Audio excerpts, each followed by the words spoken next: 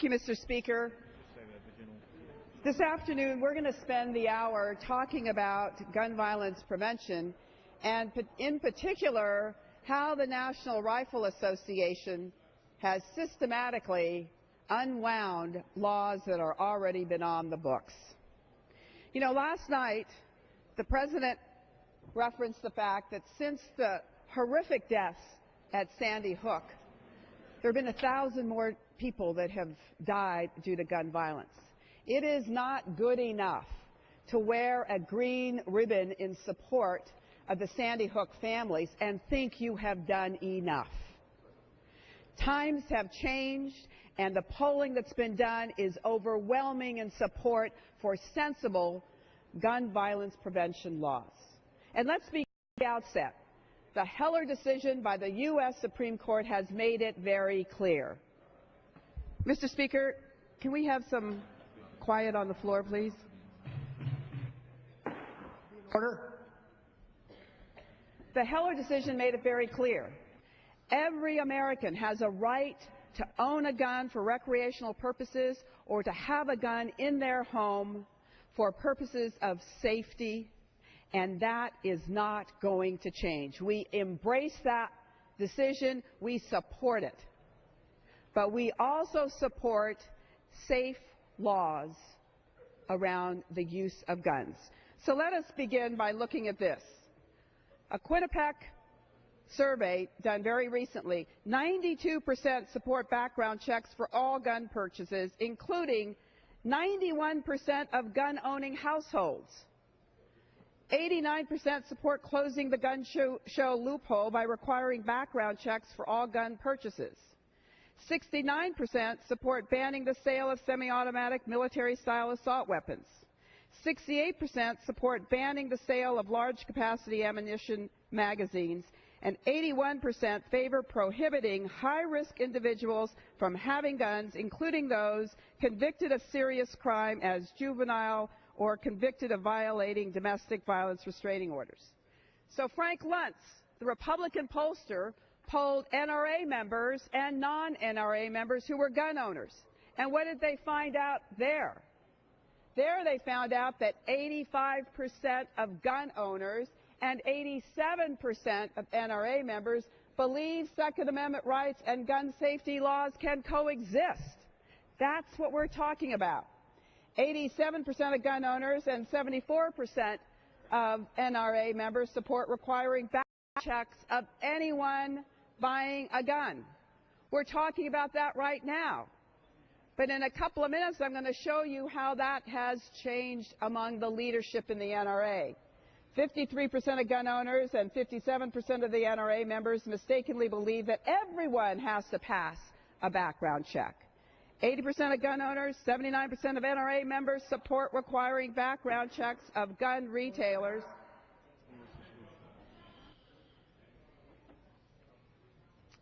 In order. Mr. Speaker, can you ask members to take their conversations off the floor? Members, please take your conversations out of the chamber. Thank you, Mr. Speaker.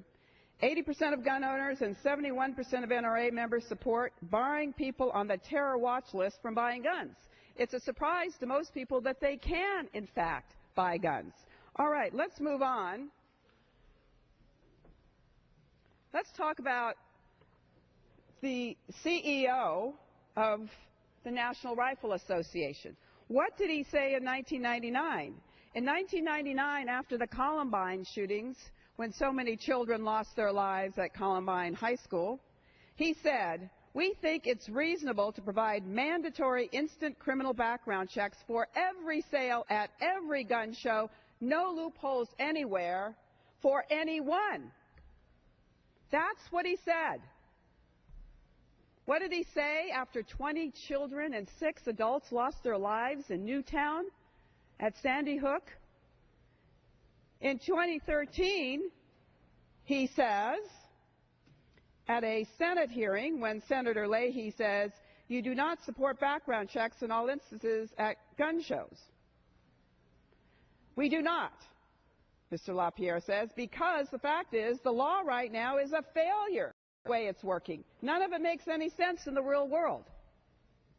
Well, we are living in the real world, and the real world would suggest to everyone that a common sense law is to have a universal background check for everyone. Let's look at the next time we saw a flip-flop by Mr. Wayne LaPierre. Again, the point being here that the NRA leadership does not reflect the NRA membership. In 1999, after Columbine, he says, "We believe in absolutely gun-free, zero-tolerance, totally safe schools. That means no guns in America's schools, period." On Meet the Press just a few weeks ago, Mr. LaPierre said, "If it's crazy to call for armed officers in our schools to protect our children, then call me crazy. I think the American people think it's crazy not to do it. It's the one thing that would keep people safe." The point here, colleagues, is that the public, NRA members, gun-owning families in this country believe in common sense reforms, and we owe it to them. We owe it to them to vote on these common sense bills that will not restrict anyone's ability to own a gun for self-protection or to own a gun for recreation, but will take these assault weapons that are military weapons that are invented for one reason and one reason only, and that is to tear the hell out of anything they come in contact. As one law enforcement officer said very recently, the energy in an assault weapon bullet will tear open a brick wall. You don't need that to go hunting. You don't need that to protect yourself. I now yield to the gentlelady from New York, Carolyn Maloney.